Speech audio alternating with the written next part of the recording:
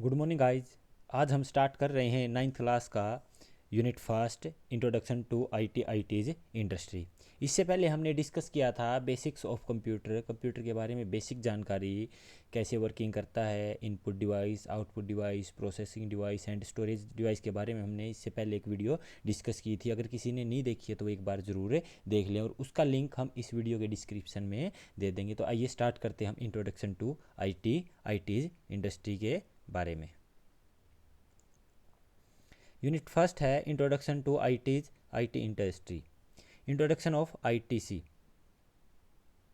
ICT की full form information and communication technology है। ICT आज के समय की एक सामान्य ज़रूरत बन गई है। आईसीटी के बिना आज के युग की कल्पना करना बहुत मुश्किल है। आईसीटी एक फास्टेस्ट सर्विस है जिसकी सहायता से इंफॉर्मेशन को शेयर किया जा सकता है।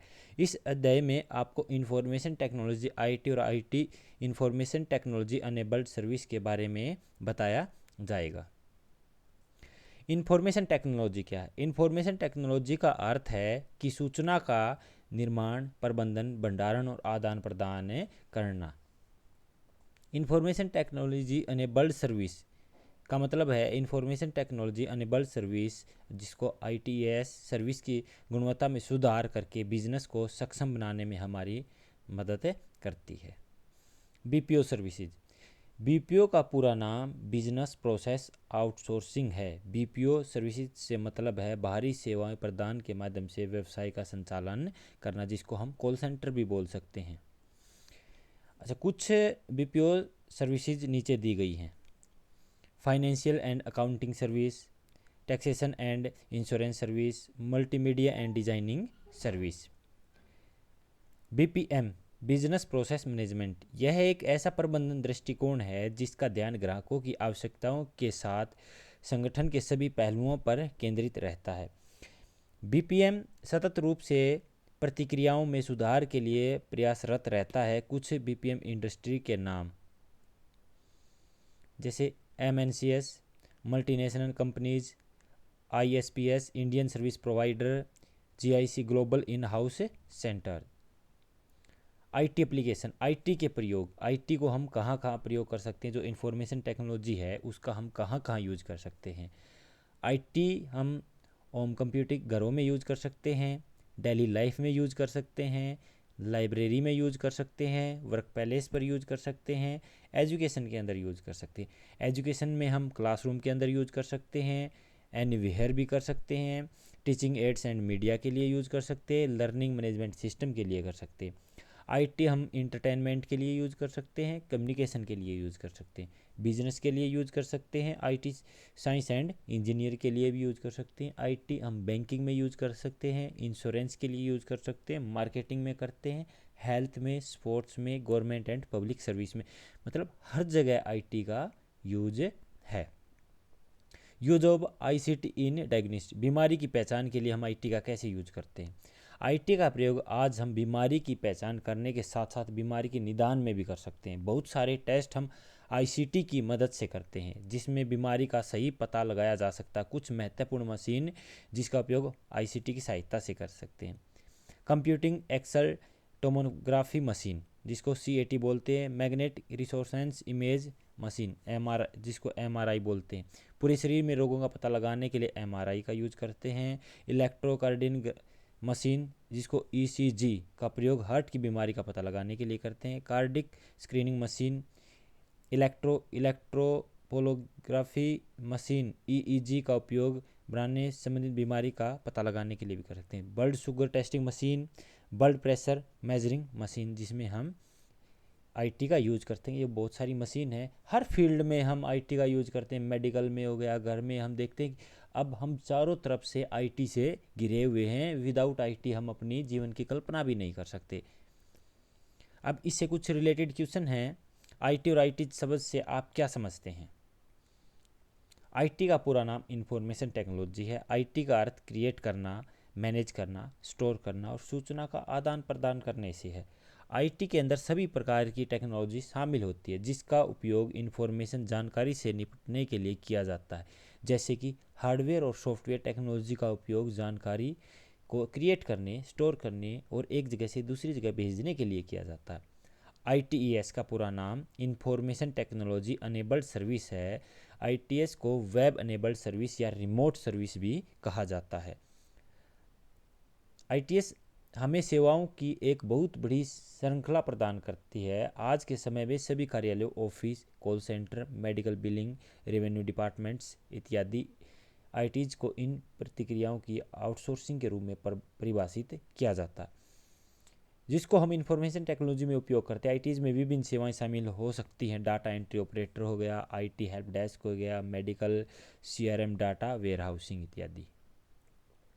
ICT का उपयोग पर प्रोस एंड कॉन्स, फायदा और नुकसान क्या होते हैं। जो ITs के फायदे एंड नुकसान, सबसे पहले हम फ़ायदे देखते हैं कि क्या क्या फ़ायदे। 1 सेकंड में हम अपने सारे दोस्तों परिवार के लोगों तक पहुंच सकते हैं। मतलब हम कॉलिंग के थ्रू, वीडियो कॉल है या ऑडियो कॉल के थ्रू हमें बात कर सकते हैं। बिना किसी ऑफिस के अपने बिजनेस को विकसित किया जा सकता है कि IT के थ्रू हमें ऑफिस भी बनाने की ज़रूरत नहीं है। इसके थ्रू हम अपने बिजनेस को सेपरेट मतलब विकसित कर सकते। तेज़ी से विकास और बाजार के लिए कम समय।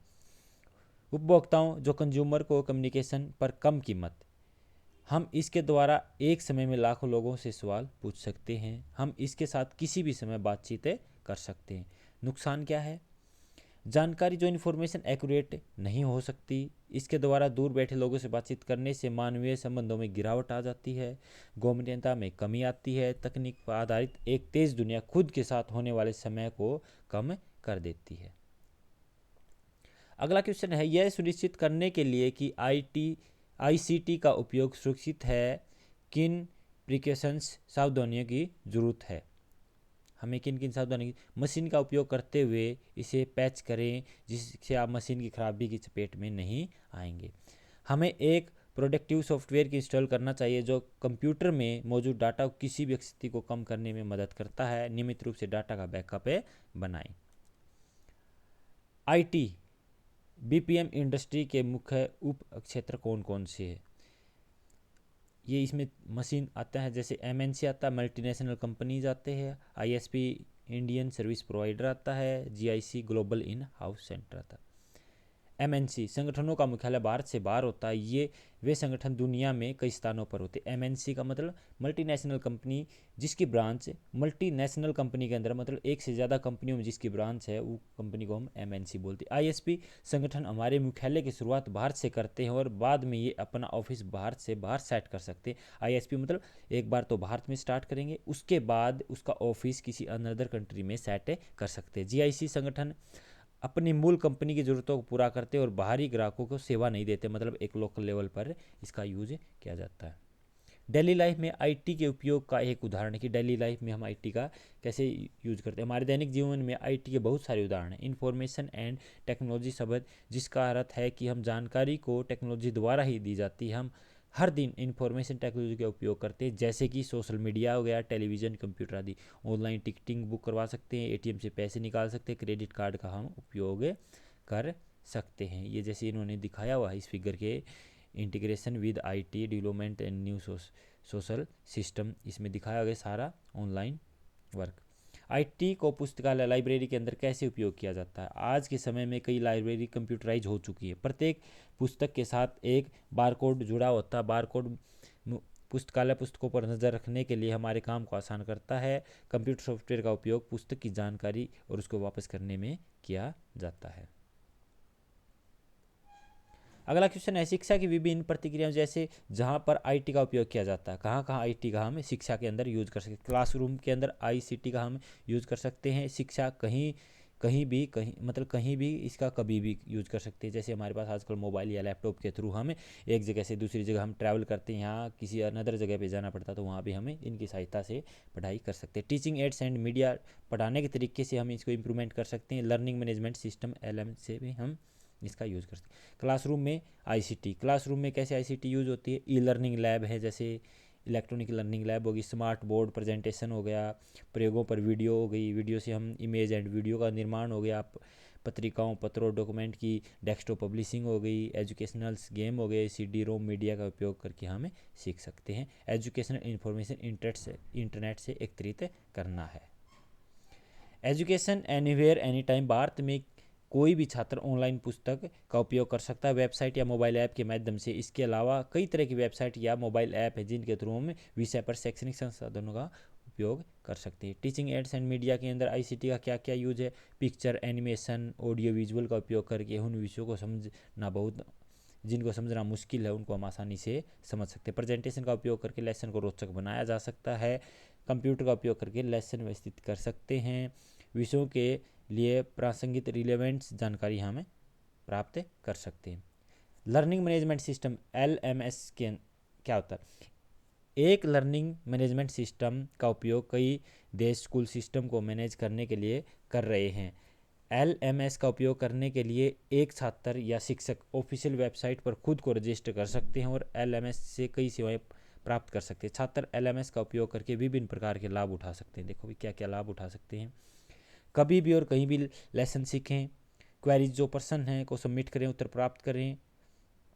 वीडियो के माध्यम से जो कोकरिकुलर एक्टिविटी है उनमें भाग लें। अपने बच्चे माता पिता द्वारा प्रगति की निगरानी भी की जा सकती है। डिजिटल कम्युनिकेशन में कौन कौन से सॉफ्टवेयर उपयोग किए जाते हैं? कम्युनिकेशन का उपयोग मैसेज, आइडियाज़, पिक्चर, स्पीचेस को व्यक्त करने के लिए किया जाता है। मॉडर्न कम्युनिकेशन के लिए हम कंप्यूटर सिस्टम का उपयोग करते हैं।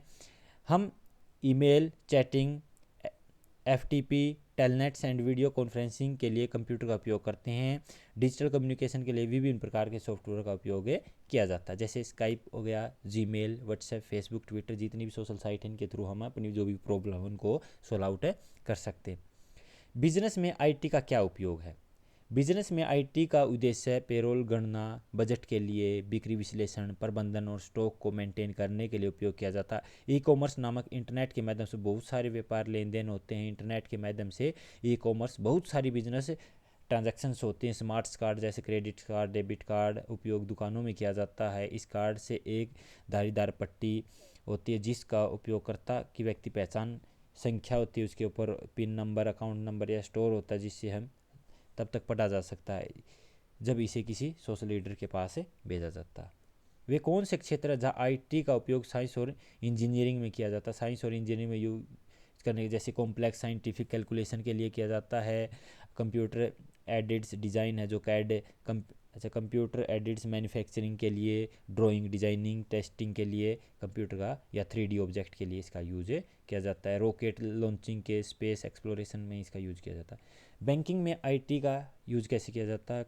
आधुनिक कंप्यूटर सिस्टम में बैंकिंग सिस्टम का अनिवार्य हिस्सा बैंक की हर गतिविधि अब ऑनलाइन कंप्यूटर द्वारा होती है। IT का इसमें बहुत सारा ही यूज किया जाता है, जैसे ग्राहकों का डाटा ट्रांजैक्शन कंप्यूटर द्वारा रिकॉर्ड किया जाता है। अकाउंट, एक दूसरे अकाउंट से हम धन भेज सकते हैं। मनी ट्रांसफ़र करना तो हम इसके थ्रू भेज सकते हैं।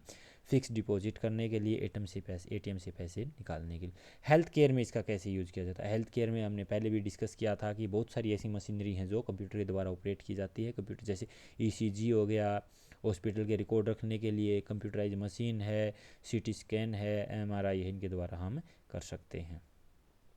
ये मशीनों के नाम हैं या उनके यूज हैं जो हमने पहले पढ़े हैं।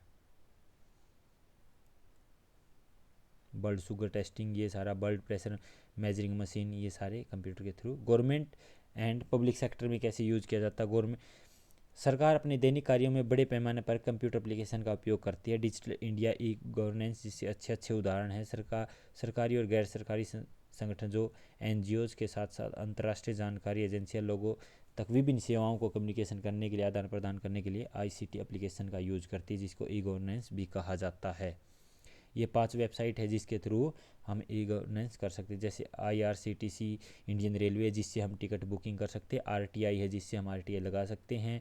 ये government of India web directory है, डायरेक्टरी ये हैं वेबसाइट जिनके थ्रू हम कोई भी जानकारी ले सकते हैं। ये शॉर्ट क्वेश्चन है भाई। BPO क्या होता है? इसकी कुछ सेवाएं। BPO का पूरा नाम बिजनेस प्रोसेस आउटसोर्सिंग होता है। BPO सेवाओं का प्रदान है जो बाहरी सर्विस प्रोवाइडर के माध्यम से बिजनेस में संचालन का उपयोग करती है। इनमें कौन कौन सी? वित्तीय और लेखा सेवा है, बीमा सेवाएं हैं, मल्टीमीडिया है, डिजिटल सेवाएं हैं, सॉफ्टवेयर परीक्षण सेवाएं हैं, स्वास्थ्य देखभाल सेवाएं, कानूनी सेवाएं हैं। हम जो क्वेश्चन नंबर 15 है वो हम नेक्स्ट लेक्चर में करेंगे। आज के लिए काफ़ी है, इसको ध्यान से देखना। Thank you.